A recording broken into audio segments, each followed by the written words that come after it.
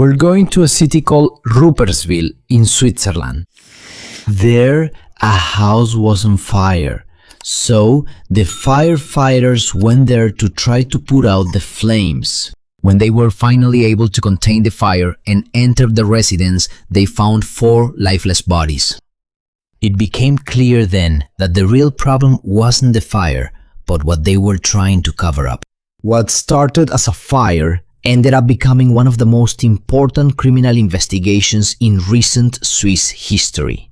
For 146 days, no one knew who was responsible, and when they finally identified him, the answer surprised even the investigators. This is the story of the Rupperswil case.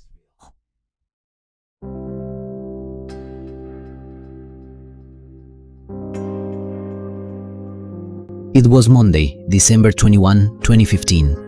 There were 4 days left until Christmas. Rupperswil is a small village located in the canton of Aargau in northern Switzerland. It's about halfway between Basel and Zurich.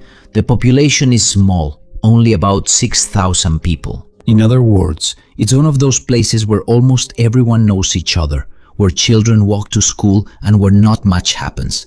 We can say it's a quiet village, and the kind of place where you'd think nothing bad would ever happen. That December morning, it was cold, the sky was cloudy, and the houses already had Christmas lights and decorations in the windows. On the east side of town, in a neighborhood called Sportsburley, there was a 2-story house with an attic. At first glance, it was an ordinary house, but the neighbors had no idea what was happening inside those 4 walls until they started to see black smoke coming out of the house, getting thicker and thicker. This led several of them to call the police at 11 in the morning on December 21, 2015. We're discussing the neighbors and calling emergency numbers. A neighbor who thought there were probably people inside approached the door and started knocking to alert the people living in that house, but no one answered. At one point, the neighbors said that the father of the woman who lived in that house arrived and tried to go inside to reach the 2nd floor, but when he opened the door, the smoke was impenetrable. It was too dangerous to do without proper equipment or clothing, so he had to step back while they waited for the firefighters to arrive. Sometimes the smoke is more dangerous than the flames. Many people lose their lives because of this. Within a few minutes, the firefighters from Rupperswil arrived and started working to put out the fire, which seemed to be a house fire that the firefighters were used to extinguishing. While the fire was still active, a team of rescue firefighters entered the residence to see if they needed to save anyone or any pets. But it was at that moment, when they entered one of the rooms on the upper floor, that they found the 4 lifeless bodies, already without any signs of life. At first, it was believed to be an accident. Maybe the fire didn't allow these people to escape and they ended up in the worst possible way. But it didn't take long to realize that several details didn't fit with this theory. The main thing was that the bodies weren't where you would expect to find them if they had tried to escape the fire. The fire was brought under control, and it was at that moment that the police, who were already at the scene, were able to see everything clearly. A single mother named Carla Schauer lived in the house with her 2 teenage children, aged 13 and 19, and the older son's girlfriend was also there. The 4 bodies were taken to the Institute of Forensic Medicine because it was necessary to determine the true cause of death, as there were doubts. As I said, it didn't seem like they died from the smoke, but they had to confirm the real cause in order to continue with an investigation.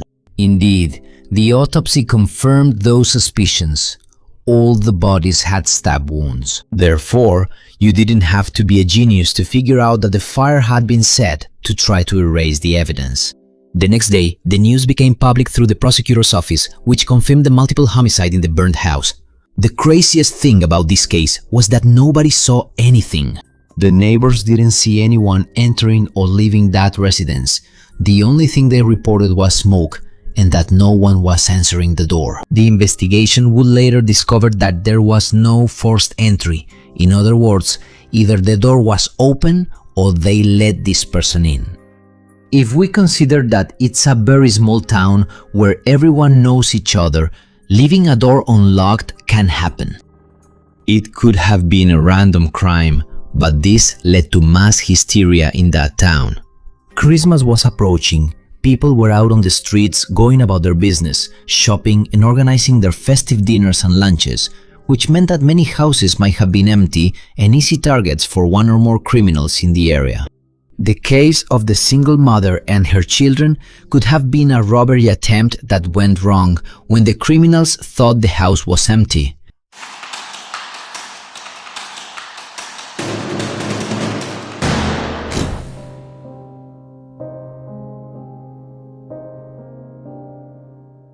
Before that house became the scene of one of the worst crimes in Swiss history, it was simply a home where a family lived. Carla Schauer was 48 years old and was described as a kind, hardworking woman who was very close to the people in the town. She was the kind of person who cared about others, and it was clear that she did everything possible to support her family. Carla was always present in her children's lives and activities. She used to take them to practices and soccer games. She had been living apart from the children's father for some time, so at least during the week or when she had custody of the kids, she did everything on her own. She worked, cooked, cleaned, and basically made sure everything ran smoothly. Fortunately, she had the support of a boyfriend, whom we'll talk about a little later. Now let's talk about Carla's children. Her oldest son was named Dion. He was 19 years old. He was a mature young man, becoming increasingly independent. He had a good group of friends, plenty to keep him busy, and he was also very focused on his girlfriend named Simona Fass, who was 21 years old and unfortunately was at that residence at the time of the crime. It's important to mention that she didn't live in that house, but had gone there that morning to visit her boyfriend. The youngest son was named Devin and was 13 years old, who was also like any other teenager. He went to school, he had friends, and was an athlete. Carla's boyfriend was named George Major, with whom she also had a stable relationship according to everyone close to the couple. Something that had brought them together was that they were both single parents. George also had two children who were almost the same age as Carla's children. The 19-year-old was named Mirko and the 12-year-old was named Fabio. While George lived in the house with Carla and her family, George's children lived with their mother, but they used to visit them all the time. George and Carla had met in school, but it wasn't until 2009 that they met again at a dog training course. They fell in love there and both already had children by then. George went on to say that having a blended or reconstituted family with two people who already had children had its beauty, but also its conflicts. They were a solid couple who shared the house with their children and were building a life together. If we go back to the weekend before the crime, the investigators discovered that Carla and George had gone to a romantic dinner on Friday night. Everyone said that couple was destined for something serious. No one mentioned any fights or that it was a broken family with problems. In fact, everything seemed perfectly normal. On Sunday, December 20th, the night before the crime, everyone enjoyed a dinner at the residence. We're talking about Carla, her children, her daughter-in-law Simona, and George, the boyfriend. The dinner was a meal called raclette, which is a Swiss dish of melted cheese that's shared at the table and is very typical for winter nights. The next morning, on Monday, George was the first to get up. According to his statement, he made Carla a coffee. He took it to her in bed and then got ready to leave in his vehicle. He walked to work at 7:25 in the morning. We're talking about almost 4 hours before the fire. What happened in those next 4 hours was a mystery because there were no security cameras or witnesses either. After the fire and after the bodies were found, the town was outraged. They were also worried. Everyone started locking their doors, and many parents began to fear for their children's lives. It was like they felt a tense atmosphere during a time when everyone is supposed to be happy and together. What the investigators had to figure out was who killed that entire family.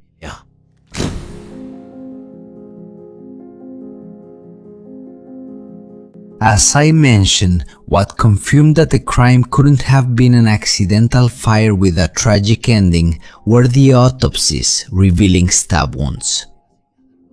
The authorities started a manhunt without knowing exactly who they were looking for. I already mentioned the evidence that there was no forced entry into the residence. The other thing they were able to confirm when analyzing the house was that the weapon used was not there. It must have been a kitchen knife, but the wounds didn't match the knives present at the scene, meaning the criminal possibly already had it. In other words, when he entered the house, he already had the knife, or he took it with him when he left. What I'm saying is that it could have been a knife from inside the house, but after committing the crime, he took it with him when he left. The lack of evidence was obvious. The fire was so big that it destroyed any possible proof, from DNA traces to other elements that could lead to the culprit.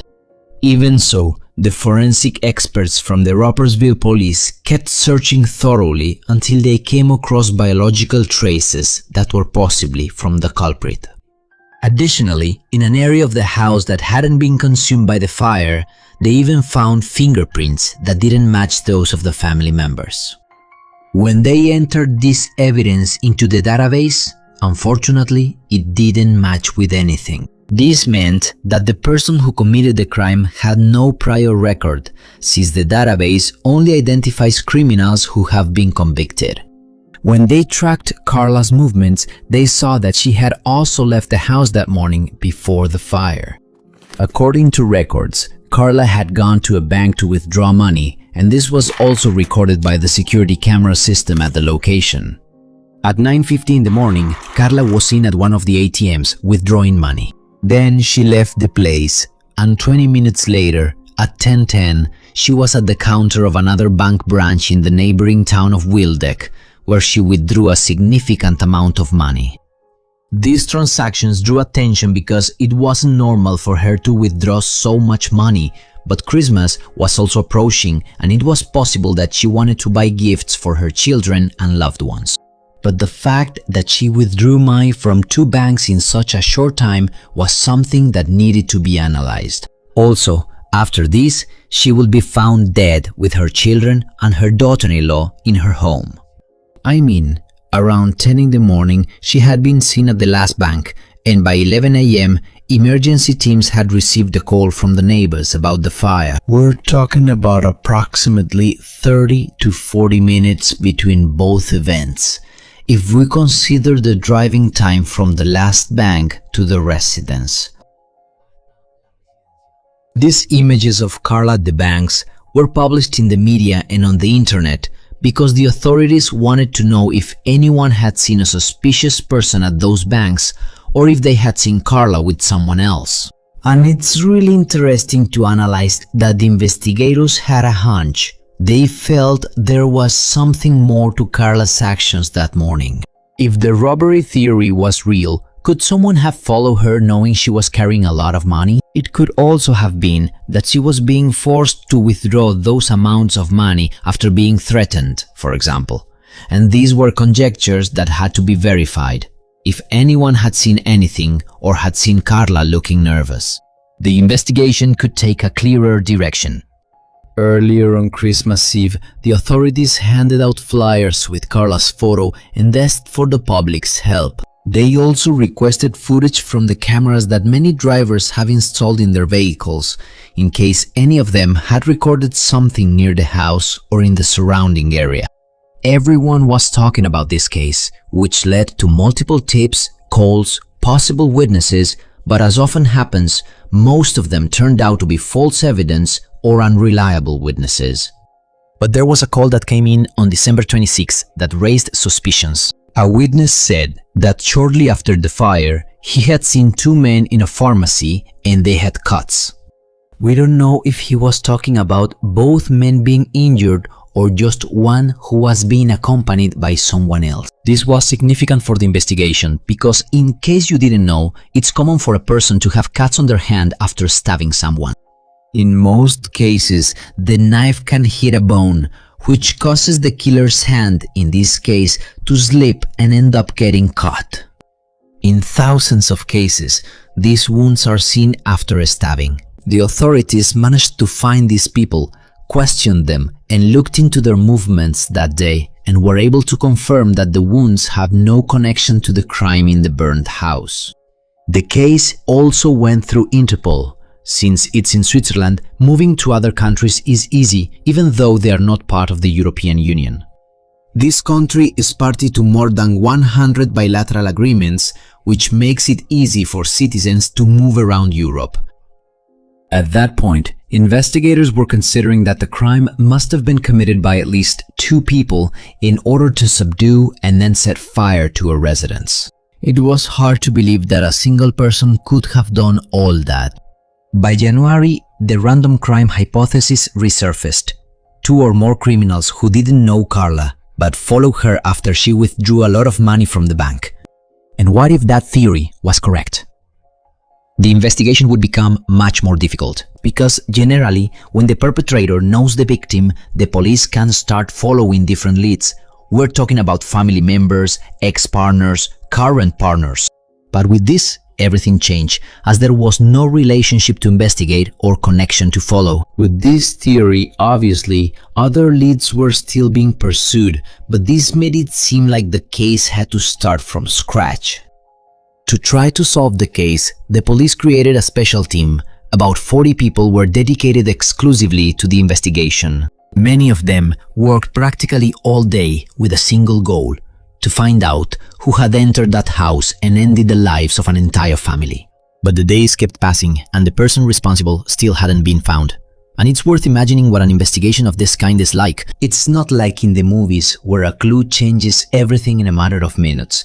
Reality is much slower. It's going through thousands of statements, analyzing hours and hours of recordings, and following leads that, one after another, lead to dead ends, with no answers left. It was decided to offer a reward of 100,000 Swiss francs, which was about $122,000 at that time, for information that would lead to the capture of the person or people responsible for the crime. And this was the highest reward ever recorded in a criminal case in Switzerland, which showed how important this case was in that country.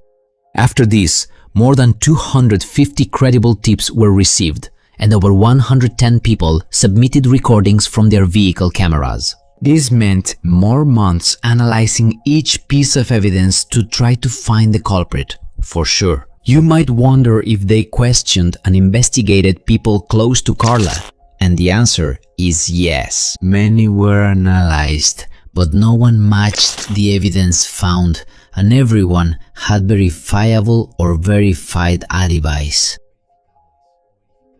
But there was someone very close to the family who had to go through this process, and in a rather intense way.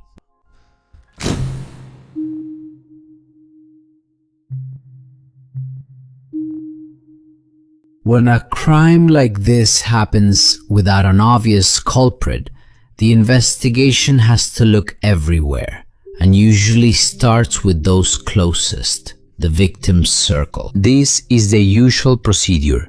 Not out of bad faith, but because statistics always prevail. In most crimes, the perpetrator is someone the victims knew. So the first thing the investigators did was to look into the family's entire circle. They wondered if there were financial problems, personal conflicts, any debts, or someone who might want to harm them. One of the first people to come under scrutiny was George Major. Carla's partner was the most obvious suspect in this investigation. He was the last one to have direct contact with them and was even at the house that morning. George knew he was under suspicion, but he didn't know he was being watched as intensely as would later be revealed.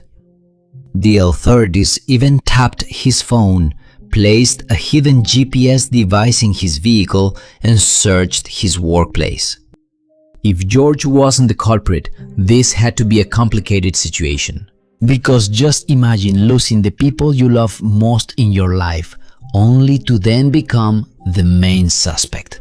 At the same time, it's a problem that has to be dealt with in order to solve the crime. As they say, if you have nothing to hide, you have nothing to fear. He had an alibi at the time of the crime, He was at work, and this was confirmed by the security camera in his office as well as by the statements of his co-workers. But there was something even more important.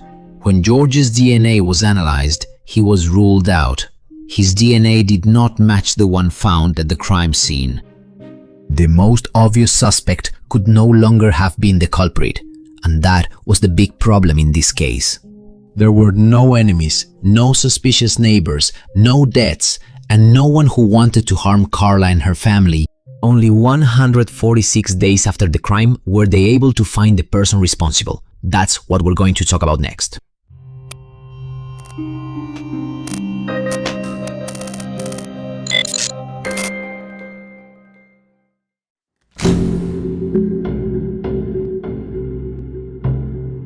Even though 146 days went by. A little earlier, the investigators began to analyze the profile of a person who lived very close to the area, because they had found certain mobile phone identifiers linked to the nearby cell tower during the time of the crime, located close to the crime scene. This strategy made it possible to narrow down to a list of possible suspects who were thoroughly investigated until they found a person of interest. One of the phones identified belonged to a man named Thomas N., who was in the area of the crime scene according to GPS data. In addition, his house was located approximately 500 meters from where Carla's body was found. En la casa, en la residencia. And was this really like something out of a movie? He was arrested on May 12, 2016 in the city of Aro, less than 10 kilometers from Rupperswil. And this 32-year-old man was in a Starbucks in a coffee shop enjoying his morning while dozens of officers began to surround the place. Without resisting, Thomas was handcuffed to officially begin the investigation against him. We have to say that Switzerland has a data protection system, so we only know that his last name starts with N. Later, it was learned that he lived in that house near the crime scene with his mother and had no criminal record, not even traffic fines. He was single and had studied law at the University of Bern, but after a year, he dropped out of his studies.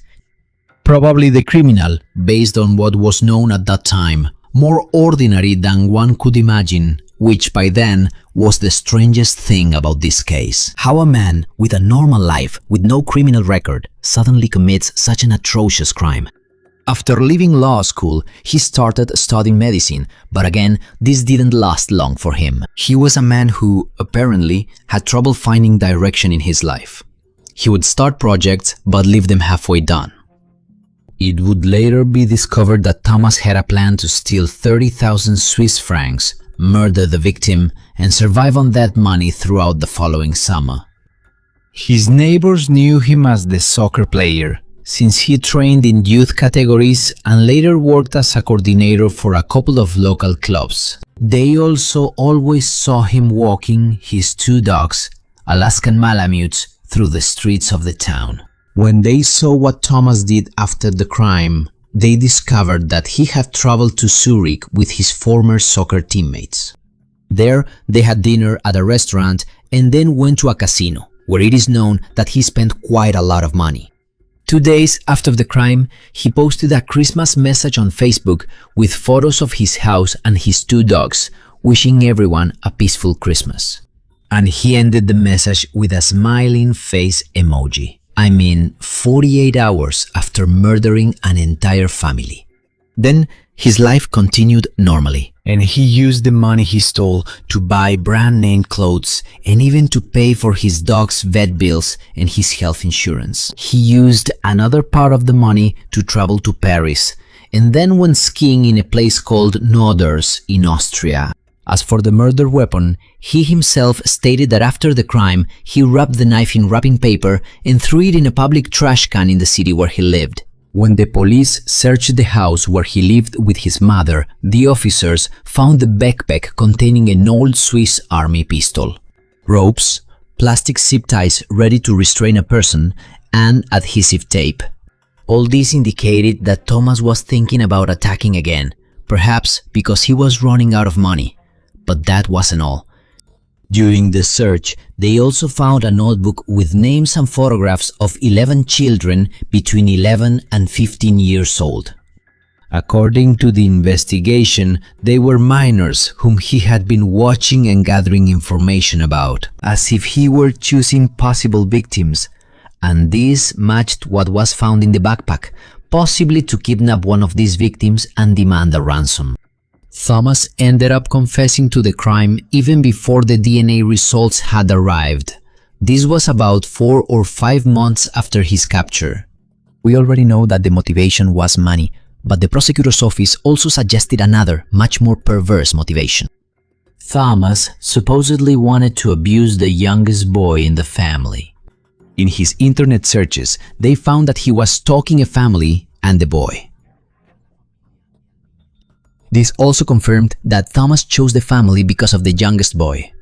When they performed the psychiatric evaluation on him, it was confirmed that the criminal was a pedophile. He was not only watching Carla's son, but also other children in the area.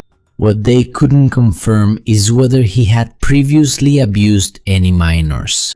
Do you remember that people were considering it had to be someone they knew, or that they opened the door for him because there was no forced entry in the house?